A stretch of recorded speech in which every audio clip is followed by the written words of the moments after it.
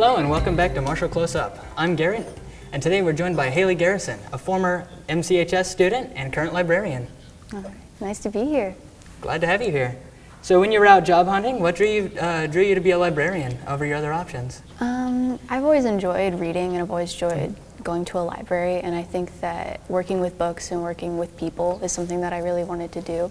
So the library just seemed like a really clear option for me. Very solid.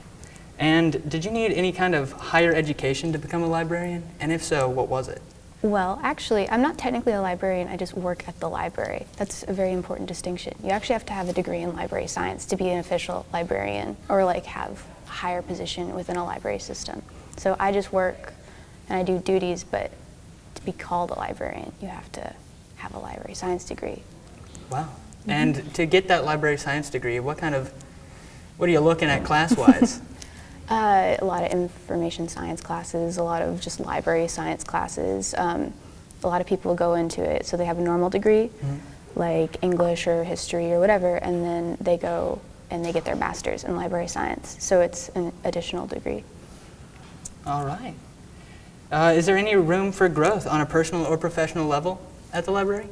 Yeah, for sure. I'd say at the library, I could grow. I'm only part-time right now. I could be full-time. I could do other things with my experiences there. It's great with customer service. It's great just learning about information in general. I learn all sorts of things. You learn all sorts of things. Can you go ahead and give us a more rundown on what that might be? I mean, I learn a lot about our county in general, Marshall County. So I learn about what's going on around here. I always am up to date. So if somebody's asking me like what's going on this week, I can usually tell them, like Tater Day, like there's a festival coming up, like the Woo Festival, all that sort of stuff. I know all about it all the time. Mm-hmm. I keep up to date with a lot of like just local news that's going on, and I keep up to date with a lot of like new books that are coming out as well, which I guess is kind of obvious for my job. Yeah. So I keep up pretty well. Nice. And you mentioned Tater Day, and I know you had a booth at Tater Day, I believe, or the library did, and you worked it. What was that like, and what were you trying to get accomplished? Yeah, I guess unlike a lot of Tater Day booths, our booth was primarily just giving out information of the library. We had a craft for children to do, and we had like free bookmarks. The library is a nonprofit organization, kinda. Yeah. It's a governmental organization. We're not like looking to sell you something. So really, we're just trying to serve the community. Wow. And by serving the community, is there other ways you kind of branch out? Because I know you went to Tater Day like mentioned, but is there other things that you do? Yeah, we do programs weekly at all three of our locations. Like we do trivia, we do just kid programs weekly. We have after-school programs for both elementary and middle and high schools. And we do all sorts of things. Like our main goal is to serve whatever our community needs. Nice. And with online reading services becoming ever more so prevalent, how would you say this has affected your time as a librarian or working for the library? I would say that online services are a really neat way that we're expanding the library system. I think that a lot of people have a common misconception with libraries that it has to be about the books, but it's really not. It's about serving the community and giving them access to information that they need. So whether that be online, whether that be in a book form or any other way, it's just about that, you know? Like online services, we have so many and we help people use them all the time. It's not hurting our job, I guess, like some people might think, you know? Yeah. It's just another way that we're helping the community get what they want from us, yeah. It's just another way to benefit the community and to serve everybody out there. Very nice. And I believe, if I'm remembering correctly, the Benton Library got a renovation or an upgrade pretty recently. Yes. What kind of new things are available to the public? The Benton Library is spectacular, if I do say so myself. Spectacular. Yes, it's 2 stories. It's gigantic. It's got tons of books. Like Calvert has, I'd say, if my memory is correct, around 40,000 books. I would say they probably doubled that at least. They have 2 stories, a gigantic meeting room. They have a maker space, which has like a 3D printer, a laser cutter, I think they have a sewing machine in there actually. I don't know all of what they have, but they have so many options, and it's all just free for the community to use at any point if they want. Absolutely free? Do you just walk up to the person behind the desk and say, can I go use the laser cutter? You have to be trained on it, so you go online and you can fill out a form, and then we train you for free, and then you can use it basically for free. You have to pay for some of the resources like the 3D printer resin and stuff like that if you want, but it's at a base cost, and it's literally just for the people to use. Completely at base cost, going back to it not being nonprofit? I believe so. I don't think that we're upcharging you. Well, I'd hope not. Can you give us just kind of a rundown on what you do on your average shift? Usually I go into the library. I work 9 to 5s very often. So I go in and I check and make sure there's no books that we've like gotten throughout the night from our like Dropbox.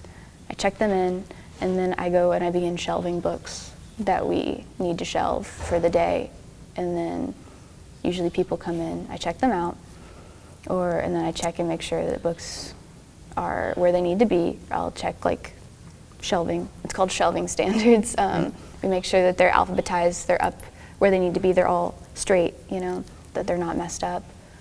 I work with patrons. I help them with their internet if they need to access the computers, if they're having issues. I print things, I fax things. It's all sorts of things. Wow. And with so many books coming and going on like every single day, I'm sure, how do you make sure that they stay clean and don't get ruined? Well, we actually wipe them down after we check them in every single time. So they're like, they come in, we usually quarantine them, so and then we wipe them off, then we check them in and we shelve them. So we're always checking them and making sure that there's no bugs or anything in them, because that could happen, you know? So there's nothing gross going onto those shelves. And is it actually very difficult to repair a book? I know some people have had like conundrums where they're like, oh no, my book's ruined, I need to go to the library. I mean, I would say book repair is one of those things. It just depends on the book. Some like newer books, the glue actually sucks. So yeah, well, it sucks, and especially like hot weather, it can just kind of make the pages come up, and that's really difficult to repair. So sometimes we have to, especially with paperbacks, we have to just take our losses if the book is too messed up, but that's just the book naturally falling apart with age or with conditions. So book repair with just like the spine coming up could be easier to fix rather than like individual pages coming out, you know? And how often would you say that you have to throw out old books and replace them with new ones? I would even say our library is always getting in new books and maybe taking out old ones. So it's maybe less about our books falling apart at the seams and more just we're constantly getting in new things and we only have so much space to put them in.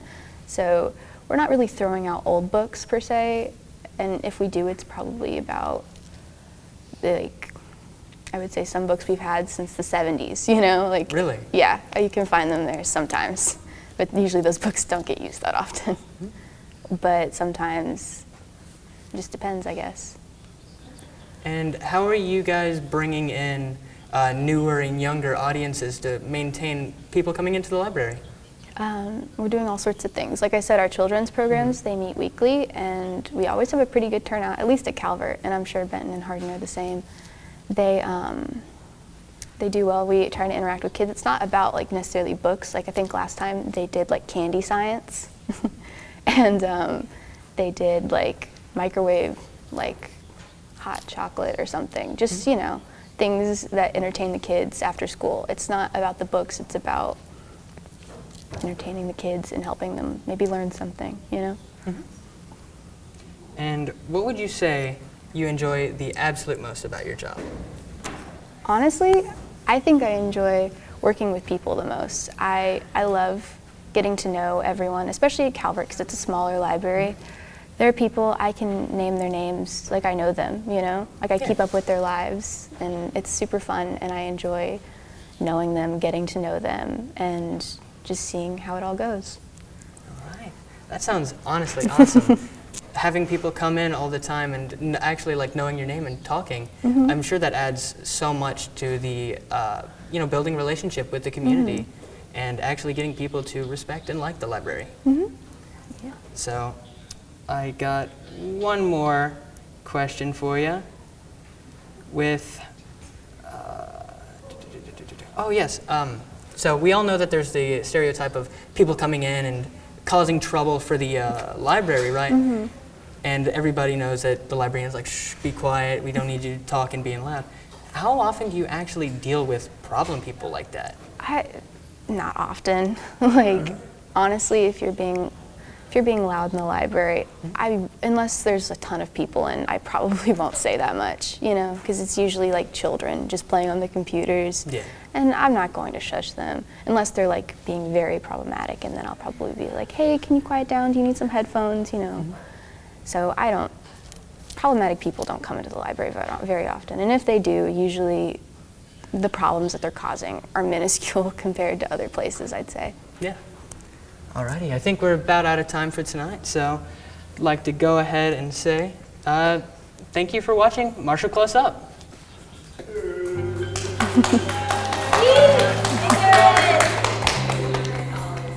Oh, you killed it. Why was it? There we go. Okay, high five, high five. Look at the elbow. There we go.